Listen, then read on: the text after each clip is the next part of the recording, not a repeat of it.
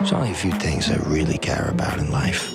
My body, my pad, my ride, my family, my church, my boys, my girls, and my porn. My body, my pad, my ride, my family, my church, my boys, my girls, my porn.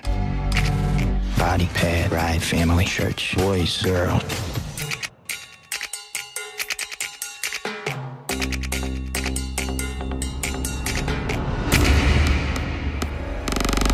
That's her? That's definitely her.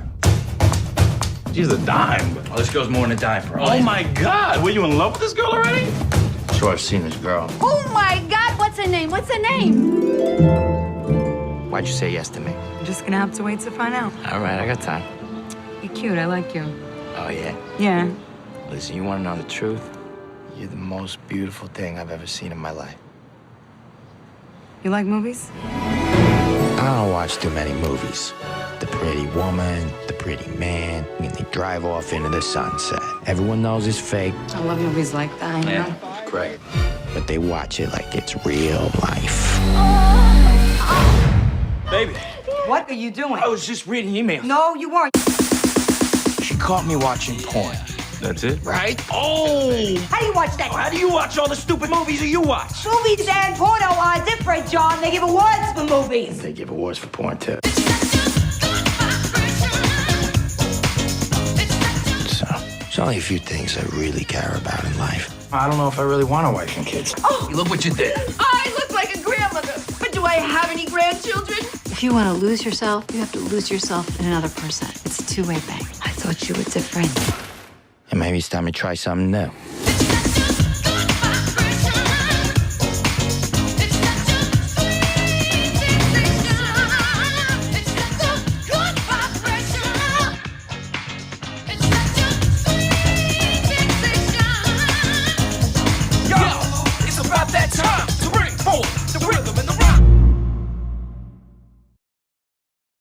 Well, congratulations on this film. That's quite a feat to be able to write, direct, and star in a film. Thanks. But you've been in the business since you were a child. Is this something you've always dreamed of? Yeah, man, I love movies, and I love every part of movies, and you know, every facet of the filmmaking process is connected. So what you're doing with the camera, what you're doing with the editing, what you're doing with the music, these are all directly tied to your performance as an actor. And so I wasn't looking at it as all these disparate parts. I was just thinking, like, here's the story, let's make a movie. So I guess it's safe to say you'll want to do it again. I would love to do it again. I hope I get to. Yeah. Are you already thinking about the next one? Well, right now I'm working on this TV show called Hit Record on TV. This production company I started a long time ago called Hit Record that anybody can contribute to. We're getting to do it on a really grand scale right now and make a TV show. So that's where my head's at these days. Yeah, well, and I wanted to say congratulations on that because we spoke at South by Southwest several years ago. Yeah, it was just starting. Yeah, and now here it is. It's working. So that's great. Thanks. Well, now also, I know that you've worked with a bunch of great directors. Did you call any of them up for this to kind of get a little bit of advice? Yeah, definitely. That was a huge part of what made me feel like I could do it was getting feedback and talking to a lot of people that I'd worked with in the past. The first guy I ever showed my first draft of the script to was Ryan Johnson, who's the writer-director of Looper and Brick, and a really, really good friend of mine. And then while I was finishing the script, I was working on The Dark Knight Rises, and I told Christopher Nolan, that I was going to direct a movie, and first of all, he was really encouraging. You know, he didn't say like, "Are you sure you want to do that?" He was like, "Great, I think you'll be good at that," and just that meant so much to me coming from him because Chris is not someone who will flatter you. He doesn't. He's very, very honest and to the point. It's one of my favorite things about it, and from that point on, he kind of would check in every now and then and say, "How's it going? Where are you at in the process?" You know, and he would point out little things that were little decisions he was making, oftentimes technical decisions that you don't think of as really important filmmaker things, but that are really important filmmaker things that you can only learn from having done it enough times. And he even came by our set once, actually, because we were shooting, we could afford one day on the Warner Brothers backlot, and they were mixing Dark Knight Rises elsewhere. And he came by just to sort of, lend his support. And he didn't have to do that. He's a busy guy, and that meant a lot to me. And I think it goes to show why people like working for him so much, and ultimately why his movies are so good, because he cares about the people that work for him. Absolutely. Well, now this film has a great take on modern dating, and I know there's a complete skewered view for a lot of people. And do you think that's what it is, that people see a version of something on a screen and that's what they look for? I do think that. Yeah, I think media is such a huge part of our culture and our lives, whether it's movies or TV shows or magazines or the radio or pornography or any number of other things. And I do think we have a tendency to see these stories, these sort of overly simplistic stories on screen, and expect our lives to be the same way. But real life is not simple. Real life has all these little nuances and details that could never possibly fit into such a simple story.